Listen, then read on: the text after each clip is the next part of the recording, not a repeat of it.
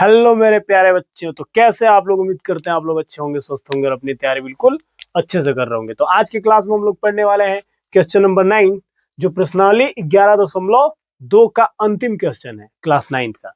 और ये अंतिम क्वेश्चन है, इसमें 3 क्वेश्चन दिए गए हैं और क्वेश्चन बहुत ही अच्छा है।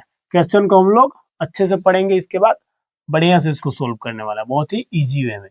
बोलता है कि एक लंब वृत्तीय बेलन त्रिज्या r वाले एक गोले को पूर्णतया घेरे हुए है।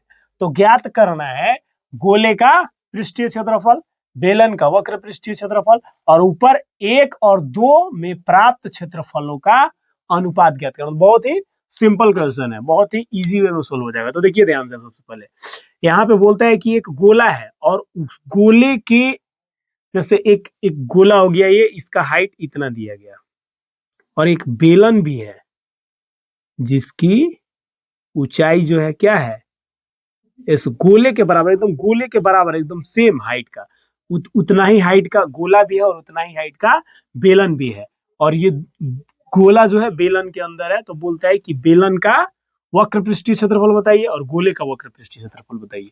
तो यहाँ पे बेलन जो गोले की त्रिज्या होगी वो कितनी होगी? मान लीजिए कि गोले की त्रिज्या, और यहाँ पे बोला ही है कि एक लंब वृत्तीय बेलन त्रिज्या r वाले एक गोले को, तो गोला है उसकी त्रिज्या कितनी है? r है। यहाँ से यहाँ r है, तो यहाँ से यहाँ भी कितना होगा? r ही होगा।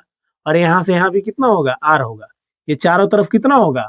r होगा। यानी कि यहाँ से यहाँ तक r और यहाँ से यहाँ तक r, जो बेलन की ऊंचाई हो जाएगी ये h, ये बेलन की ऊंचाई h, वो कितनी होगी? इस गोले की त्रिज्या की दुगनी होगी। 2r, यहाँ से यहाँ तक r हो गया और यहाँ से यहाँ तक r हो गया। तो h बराबर क्या हो जाएगा? बेलन की ऊंचाई 2r के बराबर होगी, अगर त्रिज्या हम r मानते हैं तो। और जो त्रिज्या इस गोले की है वही त्रिज्या इस बेलन की भी है, तो इसकी त्रिज्या कितनी है? r हो गई। तो हम लोगों को अब ज्ञात क्या करना है? गोले का पृष्ठीय क्षेत्रफल। तो गोले का पृष्ठीय क्षेत्रफल क्या होता है? यहीं पे लिख देते हैं डायरेक्ट हम लोग आंसर। गोले का पृष्ठीय क्षेत्रफल, तो गोले का पृष्ठीय क्षेत्रफल होता है 4 पाई और इसकी त्रिज्या r है 4 पाई r स्क्वायर, यानी कि गोले का पृष्ठीय क्षेत्रफल 4 पाई r स्क्वायर। और बेलन का वक्र पृष्ठीय क्षेत्रफल, तो यहाँ पे दूसरा नंबर क्वेश्चन नीचे लिख लेते हैं क्योंकि ये थोड़ा सा इसमें हम लोग को समझना होगा।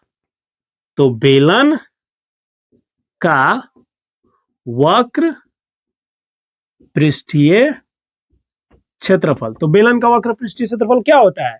2 पाई r h, लेकिन h बराबर कितना है? 2r है। तो यहाँ पे 2 और ये पाई r और गुना में h की जगह पे क्या हो जाएगा? 2r हो जाएगा। तो इसको गुना कर लीजिए, सोल्व थोड़ा सा बस कैलकुलेट करना है। तो ये 2 दूना 4 और पाई और r इंटू r, तो r का स्क्वायर। यानी जो क्षेत्रफल गोले का होगा वही क्षेत्रफल हमारे इस बेलन का भी आएगा। बेलन का वक्र पृष्ठीय क्षेत्रफल भी 4 पाई r स्क्वायर और गोले का वक्र पृष्ठीय क्षेत्रफल भी, गोले का पृष्ठीय क्षेत्रफल भी क्या आ रहा है? 4 पाई r स्क्वायर।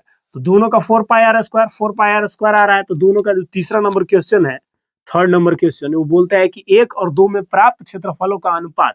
तो 4 पाई r स्क्वायर अनुपात 4 पाई r स्क्वायर। तो दोनों को काटिएगा, दोनों एक बार में कट जाएगा, अर्थात 1 अनुपात 1 का अनुपात आ जाएगा।